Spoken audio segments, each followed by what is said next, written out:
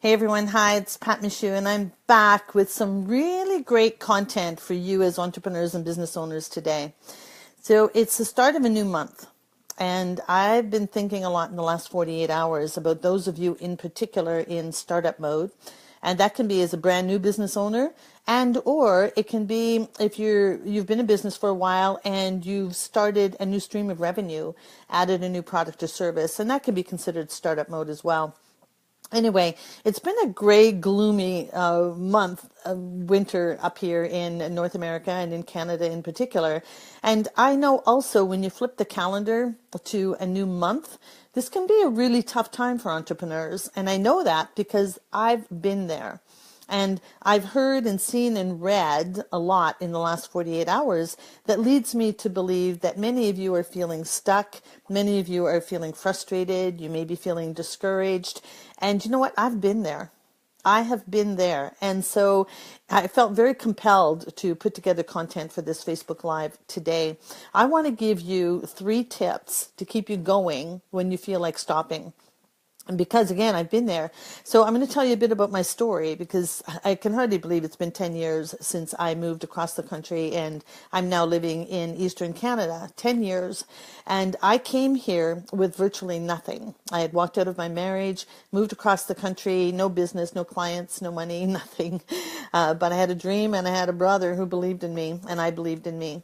But the point to that is when I moved here, as Dr. Phil says, it's not like I just came in off a turnip truck.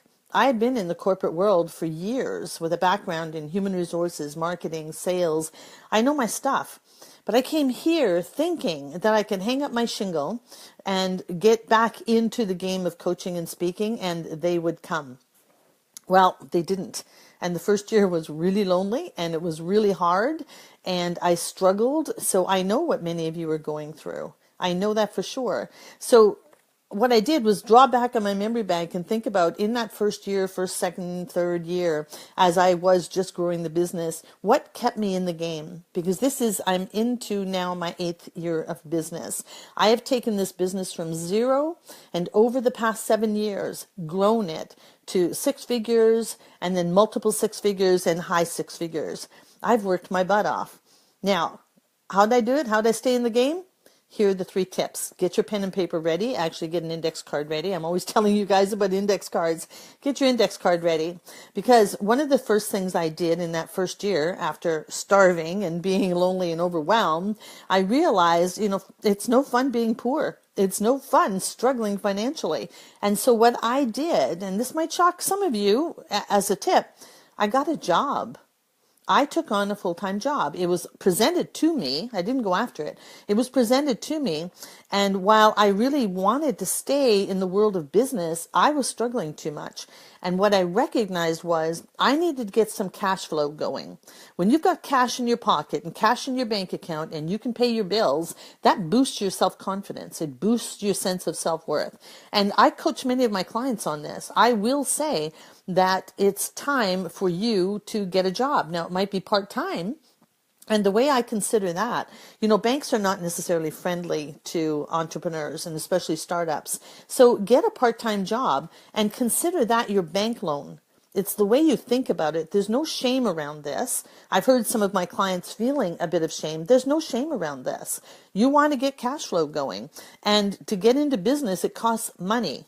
There are expenses involved in having a business, and there's no reason to deplete your RRSP, your 401k, your savings account, and you especially should not be counting on your spouse or your partner to pay your business bills. So get a part-time job and just get the cash flow going, and then you can always leave it. Get a full-time job, grow your business in the evening and on weekends. And we also coach our clients on how to do that, how to set up a schedule, how to set up a timeline so you're not burning out and you're certainly not destroying the rest of your life, your family, your marriage, and so on. There are ways of doing it. So I want you to seriously consider that, those of you who are struggling. Look for a part-time job or a full-time job for a period of time and get on your feet financially. So I did that for 1 year. And I came to recognize, I'm really not employable. I'm much better out on my own. However, I looked at the blessings in having that job. Having moved to a new community, That job, it was with a private career college here in London, Ontario. Some of you know about it. And I was the campus director, so CEO. And what that did was position me in the community, in the business community, as someone with credibility and with knowledge and expertise. So the social connection aspect was big. The financial aspect was big. There were bonuses attached to the work I was doing. So I went after every bonus. I worked my butt off and I squirreled away some money. So this is year 2 when I was living here. And being employed, I was able to get a letter from the employer, which I could take to the bank, which enabled me to get a house and to upgrade my car. So there are some benefits to that, and know that it's not always permanent. It's a temporary solution to keep you going. It worked for me and it can work for you. All right, tip number 2 is to unsubscribe to everything. Listen, we are absolutely in the age of infobesity. That's not my term. Dr. Sam Horn termed that, and I love it. We are in the age of infobesity. There is so much information out there, and it's coming at us faster than ever before, particularly by way of social media, because it's free. I want you to unsubscribe to everything. When you get in the habit, and it's a bad habit, of taking in all that content that's coming at you fast and furious. There's so many free webinars, free telesummits, free teleclasses, free ebooks. And when you're in startup mode, it's very tempting. I know. It's very tempting to grab all of that content instead of paying for it, because you have the mindset that I can't afford it, so you're not investing. So you're going after all this free stuff. You have all of this content cluttering your inbox. The thing is, you've got the what, but you don't know how to implement it, and you're not implementing it. So unsubscribe to everything in your inbox. Take a look at your top 3 goals for the year, particularly your revenue goals. Then decide on 3 pieces of content that you will take and then you will implement, put an action plan to it. Everything else will always be out there. It's free, it's on the internet. Declutter your inbox, declutter your mind, unsubscribe, stay focused, and bring in the content from three reliable sources. Now, I'm going to speak to this in a little bit as well. But the other thing is I want you to get in the habit, which I talked about last week, is to implement just one thing every day. One thing every day. All that free content, like I said, is overwhelming. Implement one thing every day. That's why I started my free Facebook group. Just one thing. Focusing on health, wealth, and happiness. Those tend to be the top 3 that everybody's after this year. So go on over there and get some free tips on just one thing. And then unsubscribe to everything else. So the next thing, it's tip number 3, is hire a virtual assistant. Or a personal assistant if you need someone, and it depends on your industry, but if you need somebody right there locally with you. Otherwise, hire a virtual assistant. Now, why do you want to do that? Why did I do that in the beginning when, again, I had no money? It was, first of all, because my coach said, hire a virtual assistant.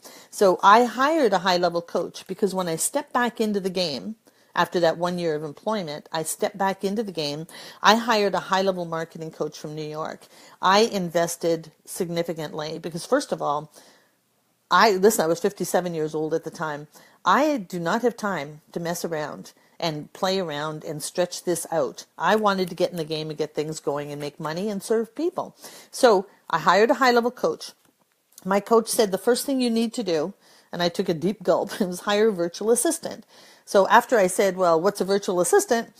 I went off and I hired one. Now, here's why I want you to do this. This is why this is a solid tip to keep going when you feel like stopping. A virtual assistant, and there are many all around the world with many competencies. Do your homework. Go on Facebook. But first of all, get clear on what you need. My first virtual assistant was hired to handle all the administrative stuff that I was doing. I was spending all my time on that, keeping busy, feeling busy, but I wasn't making any sales, so I still had no cash flow. So she said to me, hire a virtual assistant. I started with 5 hours a month. Anybody can afford a VA for 5 hours a month. And then delegate everything that is non-revenue generating. If you're serious about being in business and you're serious about growing a business and getting your expertise out to the market, then you have got to stop spending time on administrivia. So you hire someone to do all that paperwork for you, in particular making sure your invoices get done and get out so the cash flow happens. And then that frees up your time to focus on revenue generating activities. Now, I'll tell you, one good reason for hiring a virtual assistant, because if you have fallen into the trap and fallen into the habit and the mindset of, I'm keeping busy, I've got to get all this stuff done, I've got to write a blog, I've got to work on my website, I've got, all those, you know what I'm talking about. When you hire a virtual assistant, now you have somebody on your team, you got to pay that person. And when you're a true professional, which I believe you to be, then you better get your butt out of bed every morning and generate some sales, because you have a responsibility to pay somebody.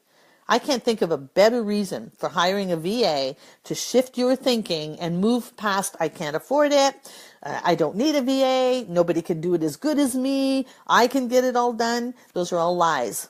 So stop lying to yourself and hire a VA. All right, I could go on in this topic on tips on keeping you going, but I always focus on 3 things. So let me summarize.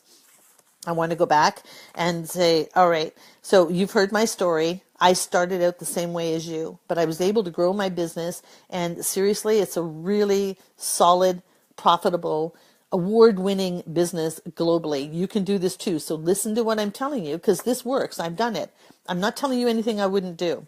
First thing is that you've got to get a job if you're stuck in cash flow, and have no shame around that. Part-time, full-time, doesn't matter. Grow your business on the side. Secondly, unsubscribe to all the clutter coming into your inbox. Focus on 3 things, and the key then is take that good, solid, relevant content and implement it. Third thing is hire a virtual assistant and outsource and delegate. It is a success habit that entrepreneurs who are making it big have done from the beginning and continue to do. So be sure to do that. And like I said, nothing will get you out of bed faster than knowing that you got to pay somebody. So stop with the excuses, shift your thinking, and get in the game and get in a big way. Now, you chose to be an entrepreneur, so this is up to you. There shouldn't be any hardship around this. You chose this. Follow my tips. This will keep you going one step at a time. It's about progress, not perfection. I am going to be hosting a sales training by Zoom. This is due to popular demand. I was going to do it locally, but I coach people in South America and in South Africa, and so I want them to benefit too. So stay tuned. Probably late February, I'll be doing a Zoom training on sales, because that's a big challenge for many of you. You've got to up your sales skills. But for now, take these 3 tips, take them to heart, take them seriously, and let me know in the post in the thread down here below which one really resonated with you and what are you going to do with it. All right, I'll be back on Monday with more tips that are so relevant for each and every one of you in business. For now, go implement. Thanks for being here. Bye, everyone.